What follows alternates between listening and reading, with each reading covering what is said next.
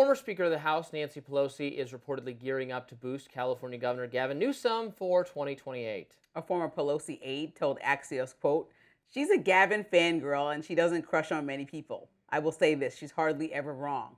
When she says she sees something, it's a real thing." Axios reports that Pelosi had privately said she admired Newsom's approach to combating Trump, which is both defiant and charming. Pelosi has also praised Newsom publicly. The former House Speaker told The New Yorker earlier in February, quote, "From the standpoint of leadership, vision, and values, knowledge of the issues, strategic thinking about how to get things done, he's masterful." And Pelosi told Politico this week that Newsom would make a great president. Newsom spokesperson Lindsay Cobia told Axios Governor Newsom believes Speaker Pelosi is the epitome of selfless public service and will go down in history as one of the most consequential leaders of our time. Pelosi plans to leave Congress after her current term ends, which means she'll no longer be a House Democrat during the 2028 presidential elections. Speaking of 2028, a new poll released by Focal Data in February puts former VP Kamala Harris at the top, with 39% of respondents suggesting that Harris could win the Democratic nomination if she ran in 2028.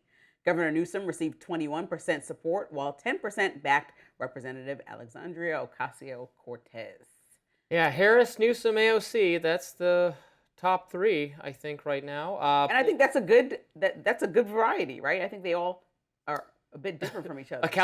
Very liberal California politician, another very liberal California politician, and an insane far leftist. No. What diversity. What interesting diversity. I think there is a lot of diversity. One, I think you have Gavin Newsom, who's positioning himself very masterfully, as Nancy Pelosi put it, in a way where he is somebody that could work across the aisle. He has come out and pushed against these billionaire taxes that you don't like in California, that's making billionaires run off. So he's been level-headed about some of these ideas, positioning himself intentionally to be more moderate, talking to some of the biggest MAGA supporters in the party on his own podcast willingly, right after Kamala lost the election, and saying, "I'm jumping in head first, knowing this interview could get me criticized and looked at and ridiculed, but I'm going to have the dialogue." So that's him. Then you have Kamala, who obviously is a front runner, who ran and didn't feel like she was given the opportunity to announce what her full agenda would be under Biden, because she had to show some type of respect because she still was the VP. So we can see what that platform looks like. And then you have AOC, who's been very clear that she and Bernie Sanders are like kind of one and the same, and that's going to be her positioning. She's international, talking about how far she wants to go. And so we have three different options that I've just shown you out on a table.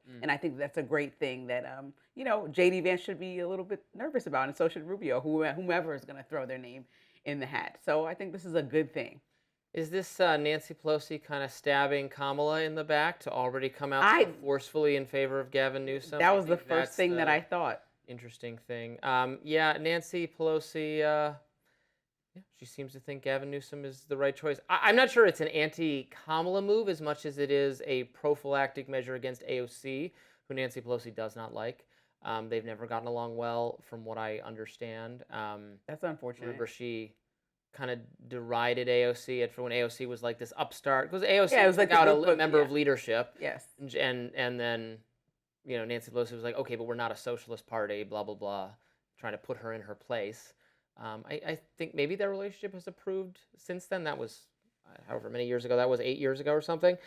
So who knows? But I don't think she wants the party to lean into hard left messaging on economic subjects, at least. Nancy Pelosi is herself a very rich person, so. Well, it's not really up to Nancy Pelosi, and I say this with all due respect as somebody who likes Nancy Pelosi. As leadership gets older and retires, as she's doing, new people have to come in to say what the new ideas and the new generation wants for the party. That was a huge thing that Democrats were missing, huge voices that felt neglected in the last election season that need to be brought back into the party to say, what are we going to do for young people that have different ideas than what we've historically been doing? Now, Gavin Newsom has been seen as like this leader of the resistance who is not scared to come at President Trump exactly as he does on social media. And so it's been entertaining to watch. But now we're going to have to see what policies he lays out as a federal leader as opposed to a state leader. And that can't be a not Trump policy. We have to hear the real policies, and then everyone can get in the ring and see how it goes. I'm excited about it.